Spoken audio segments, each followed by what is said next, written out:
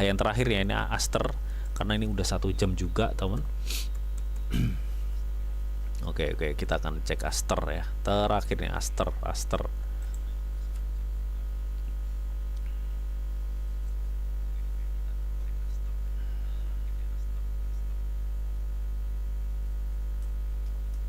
Ini yang masih hadir siapa aja nih? Yang masih hadir siapa aja? Kalian bisa komen-komen di bawah ya.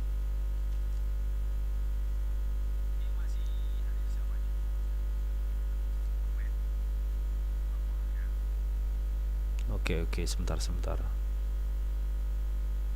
White.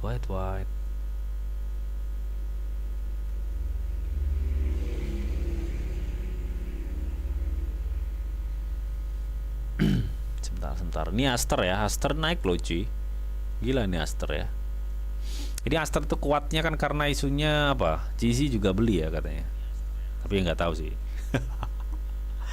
Hold Aster sampai apa nih? Sampai kiamat, buset. Mas Sapri. Aster hold sampai kiamat katanya. Wah deh, mantap jiwa ya, sampai kiamat loh di hold. Jadi 1 BTC paling ya harganya ya. Oke teman, kita akan ngebahas si Aster ya. Nah, Aster kenapa mengalami suatu kenaikan? Ya, salah satunya mungkin ada sentimen internal yang mempengaruhi hal tersebut. Kok gitu bang? Ya, katanya terlihat ya dari apa namanya, candle-candle yang terbentuk di time frame 1 hari. Ini menunjukkan ya, sangat nih contoh ya, sebentar. Nih, yang gue kasih tanda hijau ini adalah redeemment ya cuy.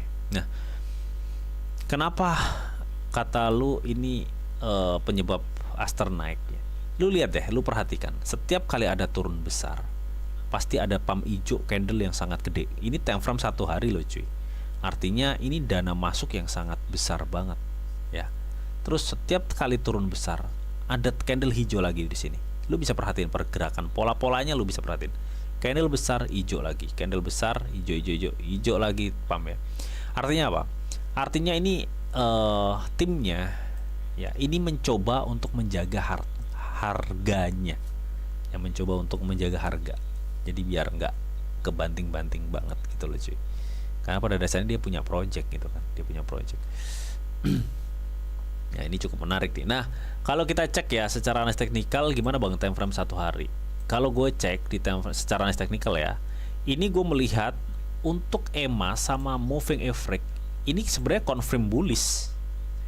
Lu bisa perhatikan tanda kuning yang gue ini ya. Karena apa? Karena moving average sama EMA ini confirm dia udah berada di bawah ini ya, bawah pergerakan candle. Ya itu yang pertama. Tapi ada tapinya ya, ada tapinya. Jangan serta-merta wah ini udah confirm bullish terus dia nggak turun gitu. Ya bukan kayak gitu. Kita akan coba cek nih volumenya dulu nih per sekarang ya, per gua live. Jadi ini volume menunjukkan bahwa sudah mulai ada tekanan jual dan secara volume ini tipis. Volume transaksinya tipis. Jadi gue nggak bisa expect dalam waktu dekat dia akan naik tinggi tuh, belum. Kecuali tiba-tiba di pump ya, kayak contoh nih kayak di tanggal berapa ini kemarin. Di 4 November 2005 ya, tiba-tiba di pump gitu, wush, ya kan beda lagi. Ya itu rata-rata yang buy bukan retail. Tapi bisa aja timnya yang nge-buy buat ngejaga harga gitu ya. Nah, tapi yang perlu kalian ingat ya, karena kan Aster ini kan baru aja mengalami kenaikan ya dalam kurun waktu dekat ya. Maksudnya dalam kurun waktu pendek dia kenaikan yang cukup lumayan. Padahal yang lainnya pada glosor semua ya kan. Nah, itu yang perlu kalian, poin yang harus kalian tandai ya, bahwa jangan sampai lu terpicu dengan kenaikan-kenaikan seperti itu ya. Kalian juga harus lihat, kalian harus perhatikan posisi Aster itu seperti apa. Lu juga cek harus perkembangannya juga seperti apa. Nah, kalau berdasarkan analisa teknikal secara stok RSI-nya ini udah overbought. Jadi sebenarnya Aster ini lebih potensi untuk dia itu tertekan turun ya untuk short term-nya. Ya, untuk jangka pendeknya itu akan tertekan turun karena posisinya udah di atas. Ya, kalau padahal ini sangat berlawanan banget ya dari pola-pola pergerakan yang kita lihat secara candle ya, candlestick ya, di candlestick sampai. Ya, pergerakan marketnya seperti ini. Kalau kita cek berdasarkan pergerakan market, sebenarnya si Aster nih harusnya menuju di area sini nih. Berapa bang? Di 1,5. Ini sebenarnya area yang dituju. Kenapa kok belum ke situ? Ya mungkin dia butuh koreksi dulu. Karena kan ini udah nyampe resisten, men. Jadi nanti kasarnya pola pergerakannya seperti apa? Jadi kayak gini pola pergerakannya. Kasarnya ya, kita bicara kasarnya. Jadi dia memang harusnya kayak bentuk V gini. Harusnya. Cuma karena di sini kayak kita lihat ya di tanggal 9 Oktober, 19 Oktober, tanggal 2 November ya, terus di tanggal sekarang 17 November ini ada suatu apa namanya konfirmasi resisten yang harus dijebol. Dan kalau kita cek tadi volume transaksinya juga tipis, kemungkinan ini akan dibanting dulu di sini dan dia akan up gini.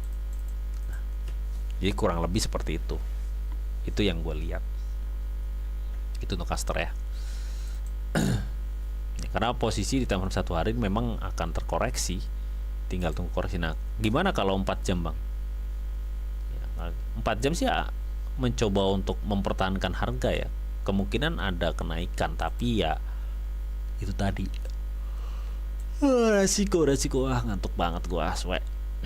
Ya resiko.